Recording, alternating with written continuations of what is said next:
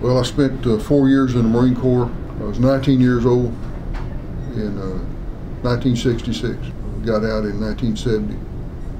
Spent 2 tours in Vietnam. Had one tour up on the DMZ. I went all the way from the west side of Vietnam to the east side of Vietnam. And I spent my 20th, 21st, and 22nd birthday in Vietnam and went through 3 Tet offensives. Changed me drastically. I had never been in a situation where there was a conflict. I was raised on a farm, spent my time plowing, driving tractors, combines, trucks, and taking care of the farm and animals and raising hogs and just enjoying the good life. Got the shock of my life whenever I got into the Marine Corps and went to boot camp. That was a major change in my life that I think improved me personally and professionally.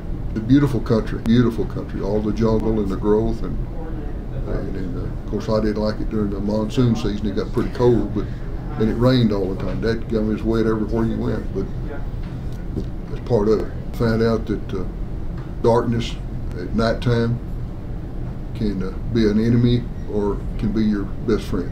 I had never fired a weapon against an individual, and I had to do it there many times. I learned that the guy next to me was my best buddy. We took care of each other, and I lost a lot of good friends.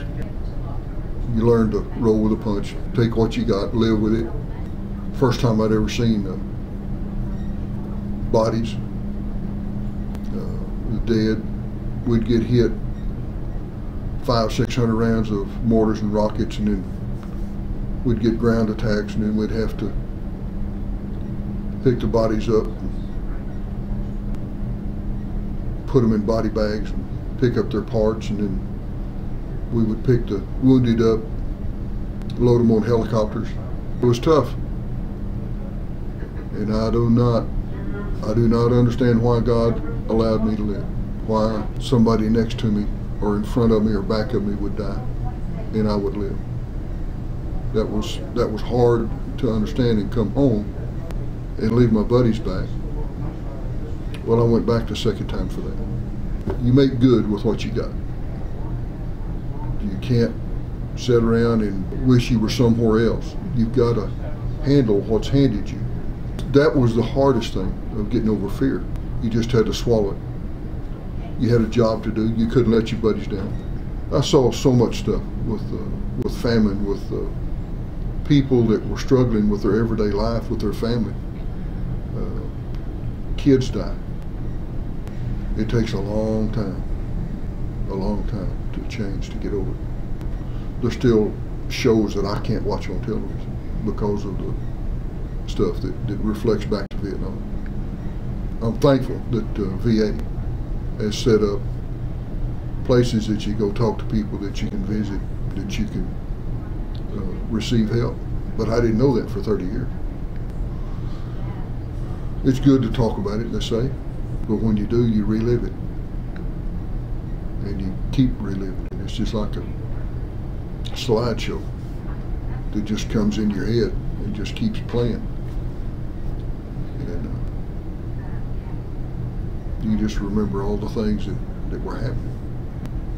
We had to get into firefights, and the bullets going past your head feel like bees flying past your head. It'd be so close to your ears, and then the guy next to you drop it. And there's no rhyme or reason why. You can't explain it. Meeting other veterans, talking, sit around and talk about our experience, get it out. That's the best way to handle it. And I've discovered that. I didn't, for a long time, I kept it bottled up and wouldn't talk.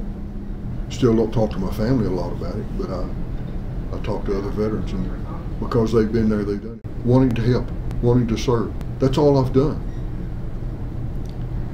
Either worked on a farm or went to a business college for a year, and the rest of the time I have been serving my country, serving the citizens. And I'm blessed to be here as Sheriff of Midland. Main goal is to be the best man that I can, the best sheriff that I can, and to do whatever I can to serve the people of this country. especially the people of Millen County.